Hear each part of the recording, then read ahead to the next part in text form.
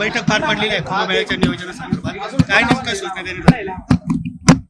आता अवधी कमी आहे, दिवस कमी कमी होत चाललेले आहेत आणि म्हणून कुंभमेळ्याच्या निमित्ताने आजची आढावा बैठक खरं म्हणजे मॅरेथॉन बैठकच होती. या ठिकाणी सगळ्या विभागाची घेण्यात आलेली आहे आणि कामांना आता गती येत चाललेली आहे. टेंडर होत चाललेले आहेत. 2200 कोटी रुपयाचं पीडब्ल्यूडी टेंडर होतं, आता कामांना सुरुवात झालेली आहे. 1200 कोटी रुपयाचं टेंडर रस्त्यांचं नाशिक शहराच्या अंतर्गत ते सुद्धा आता या ठिकाणी उद्या परवा टेंडर ओपन होतील आणि त्यानंतर तात्काळ वर्क ऑर्डर देऊन या ठिकाणी कामांना सुरुवात करायला सूचना मी या ठिकाणी दिलेल्या आहेत. त्याचबरोबर मग घाट आहेत नाशिक शहरामधले, STP प्लॅन आहे, त्याच्या संदर्भामध्ये सगळी माहिती या ठिकाणी आता घेतलेली आहे आणि काही कामांची मंजुरी आज द्यायची होती, ती मंजुरी सुद्धा या ठिकाणी आज देण्यात आलेली आहे. खड्डे बुजवण्याचं काम सतत सुरू आहे. 2-3 दिवसांमध्ये मला वाटतं सगळं 100% पूर्ण होईल. पण त्याचबरोबर आता वर्क ऑर्डर उद्या वर्क ऑर्डर टेंडर ओपन या ठिकाणी होतील आणि ते झाल्यानंतर एक 10-12 दिवसामध्ये वर्क ऑर्डर होतील आणि कामाला सुरुवात होईल. आता सगळे रस्ते आपण नवीन करणार आहोत. बहुतांशी रस्ते यामध्ये या ठिकाणी घेण्यात आलेले आहेत, त्याचा समावेश या ठिकाणी आहे आणि नाशिक शहर खड्डेमुक्त करण्याचा संकल्प या ठिकाणी आहे. मला वाटतं तो आता लवकरच पूर्ण होईल. आज कुठल्या कामांना मंजुरी देण्यात आली? अशा कामांना कामं मंजूरच आहे, पण त्याचा आढावा मी या ठिकाणी घेतला आहे. काही ठिकाणी घाटाच्या बाबतीमध्ये डिझाईन पास करायचे होते, ते या ठिकाणी केलेले आहेत. काही ठिकाणी रस्ते काही नव्याने समावेश करायचा होता 3-4 रस्त्यांचा, तो आम्ही या ठिकाणी केलेला आहे.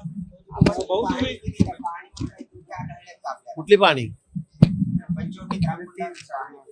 त्याचबरोबर काम चाललेलं आहे, पण यावेळेला गर्दी खूप होणार असल्यामुळे या ठिकाणी तिथे थोडंसं अतिक्रमण काढण्याची आवश्यकता आहे. अतिक्रमण म्हणण्यापेक्षा मागच्या वेळी जे स्ट्रक्चर होती ती आपणच बांधलेली होती, महापालिकेने बांधलेली होती. पण आता गर्दीचा आपण जर विचार केला तर मला वाटतं की या ठिकाणी ती आजच्या स्थितीमध्ये स्ट्रक्चर काढले नाहीत, आपणच बांधलेले, तर ती कंट्रोल होऊ शकणार नाही.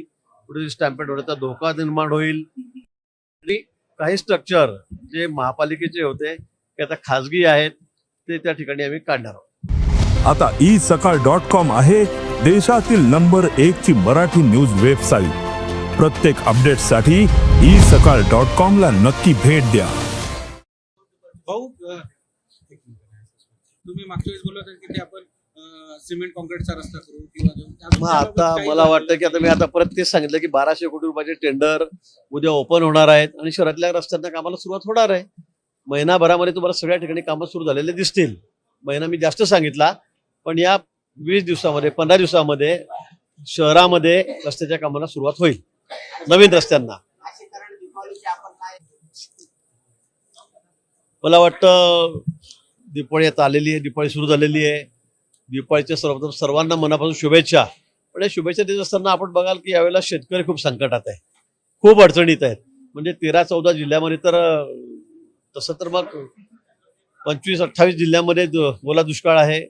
पाऊस खूप झालेला आहे, अतिवृष्टी झालेली आहे आणि 12-13 जिल्ह्यांमध्ये तर पावसाने खूपच थैमान घातलेलं होतं. त्यामुळे अनेक गावांमध्ये पाणी होतं, पिकं सगळे नष्ट झालेली आहेत, जमिनी खरडून वाहून गेलेल्या आहेत, जनावरं वाहून गेलेले आहेत.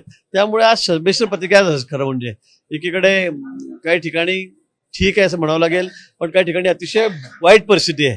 शेतकरी हा खूप मोठ्या अडचणीमध्ये सापडलेला आहे, संकटात सापडलेला आहे.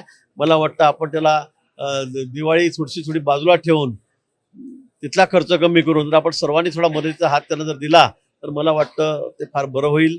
आणि सर्वांनी आमच्या बळीराजाला, शेतकऱ्याला मदत करावी. दिवाळी साजरी करण्याचा अवास्तव खर्च टाळून मला वाटतं जर आपण ही मदत केली तर मला वाटतं अधिक योग्य होईल. देश विदेशातील प्रत्येक घडामोडींचे लाईव्ह अपडेट मिळवण्यासाठी आता साम टीव्हीच्या सर्व सोशल मीडिया प्लॅटफॉर्मला लाईक, फॉलो आणि सबस्क्राईब करा. तसंच सर्व नोटिफिकेशनसाठी बेल आयकॉन प्रेस करायला विसरू नका.